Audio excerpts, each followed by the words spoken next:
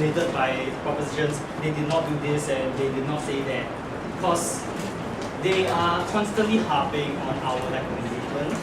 But we have also called them out on it. For one, I would like to point out that through the course of this debate, there was a main clash which was on corruption. Whether inexperienced politician or an experienced politician is more prone to corruption. That was one cause this entire debate went. And we already addressed it in our second speaker, in our point about checks and balances, where, yeah, we talked about checks and balances. So there is no, corruption isn't really a main point, but we already addressed it. Now, I'd like to reiterate that the debate is not about whether inexperienced candidates are better than experienced candidates or the other way around. We're saying that inexperienced candidates have something to bring to the table that's equal to that of which the experienced people can. And therefore, we should not write anybody out.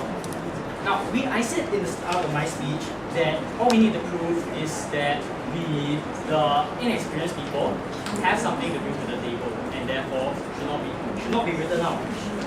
Because I already addressed this in my point about experience, that inexperienced people have an underlying potential to be able to open new doors for the country. So we've already addressed our burden of proof. And I like to tell proposition to first get their facts straight before they come into a debate. They raised the example on Trump's travel policy. Well, it was repealed, so you can't really, it's a fact that it was repealed. You can't use it as evidence. Let's go to a more stronger example.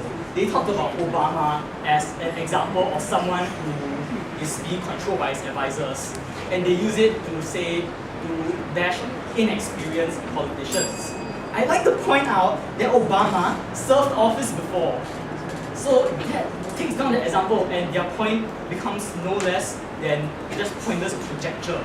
So their examples were false and not well researched, which effectively takes down basically half the case, turning into just conjecture. At the start of my speech, I questioned whether 5 years of experience, maybe 20 years ago, counts. They said, isn't that better than having no experience? So what they're saying is that knowing what went on, like witnessing the 1980 Paris Peace Conference, is relevant today. Their example from the 1970s that they raised is still relevant today. Sure, we study history for a reason, but it's not for relevant current affairs. So, ladies and gentlemen, half of their case was just pointless conjecture. And yeah, we feel that our case is stronger because we've addressed their burden of proof. We haven't heard their burden of proof, nor do we believe that they uphold democracy or manage to serve the people better. And therefore, we urge you to make the right choice to oppose. 3 minutes and 20 seconds. And now to conclude the case for the proposition and the debate as a whole, I call upon to Brenda.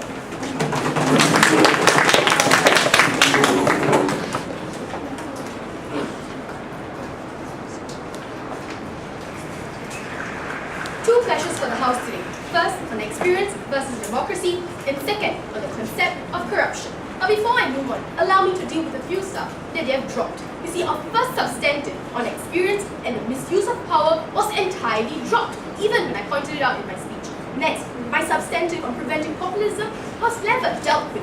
Let me tell you why our substantive was so important that the fact that they did not deal with it was detrimental to their side. First, when we spoke to you about experience, we were telling you that when these politicians step into power, they need to have this experience. Why? Because when they draft policy, they need these prior experiences they have been having, this prior experience they had when dealing with a local or regional level, because only then will their policies stand, their policies make a difference. Next, we talked to you about the misuse of power. You see, when these people, like on their side, when military personnel or when military technocracies or when businessmen step into power, these people have vested interests. You see, due to their immense amounts of money, you see, they're being corrupted by this whole idea of what the government stands for. They're not going to be of any use to our motion today. You see, next, on my second substantive on preventing populism. You see, why was it detrimental to their side. They never dealt with this, right? Because firstly, I explained to you what will happen when these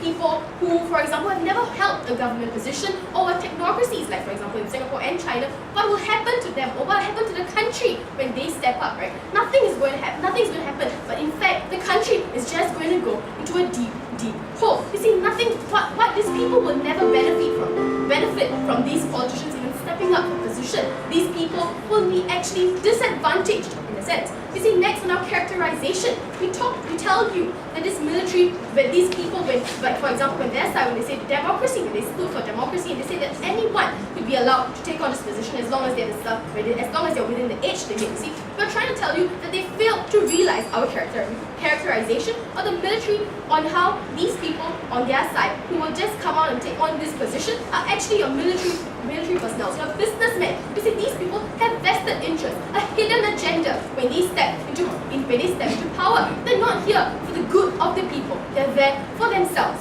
You see, on our side, we stand by the characterization that politicians work for the people. They work for the society. Therefore, it is why we need people with experience. We need people to stand there to support the people. You see, on my first clash on experience versus democracy, this is the clash of both sides. First, substantive. You see, experience, we really told you that experience is not a matter to be taken lightly, because we are dealing, this is no longer the national, this is no longer the regional or the local level, we are dealing with this on a national level. You see, experience is very, very important to us. We do not let these people just come into office and just experiment with the role there. If they cannot succeed, fail, and then drop out of it. This is not a time to be playing around. We're dealing on it with a national level.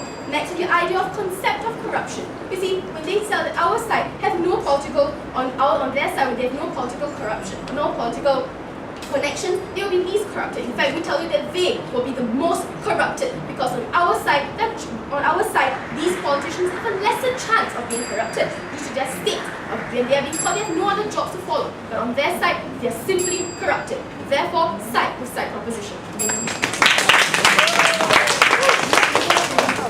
3 minutes and 29 seconds. Ladies and gentlemen, the adjudicators will complete their score sheets, then retire from this room to discuss the debate. They will return shortly to announce the result of the debate. Please stay in this area and do not disturb the adjudicators while they are conferring. The teams may cross the floor.